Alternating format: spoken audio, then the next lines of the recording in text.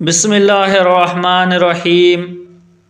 ابو عثمان رضی اللہ تعالیٰ عنہ بیان کرتے ہیں، میں حضرت سلمان فارسی کے ہمراہ ایک درخت کے نیچے موجود تھا تو انہوں نے خشک ٹہنی کو پکڑ کر جھکا دیا تو اس کے تمام پتے جھڑ گئے۔ انہوں نے فرمایا، کیا تم مجھ سے سوال نہیں کرو گے کہ میں نے ایسا کیوں کیا؟ میں نے عرض کیا، آپ نے ایسا کیوں کیا؟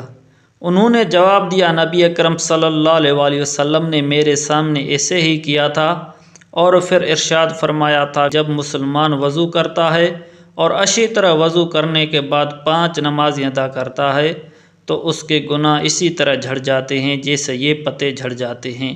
پھر آپ نے یہ تلاوت کی، جس کا ترجمہ ہے، دن کے 2 کناروں میں اور رات کے کچھ حصے میں نماز ادا کرو، یہاں تک کہ تلاوت کی۔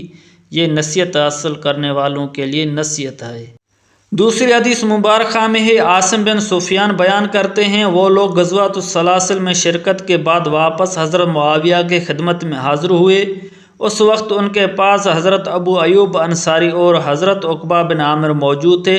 حضرت ابو ایوب انصاری نے بیان کیا، میں نے نبی اکرم صلی اللہ علیہ وسلم کو یہ ارشاد فرماتے ہوئے سنا ہے، جو شخص شرعی حکم کے مطابق وضو کرے اور جو شخص شرعی حکم کے مطابق نماز ادا کرے تو اس نے گزشتہ جو عمل کیے تھے وہ بخش دیے جائیں گے۔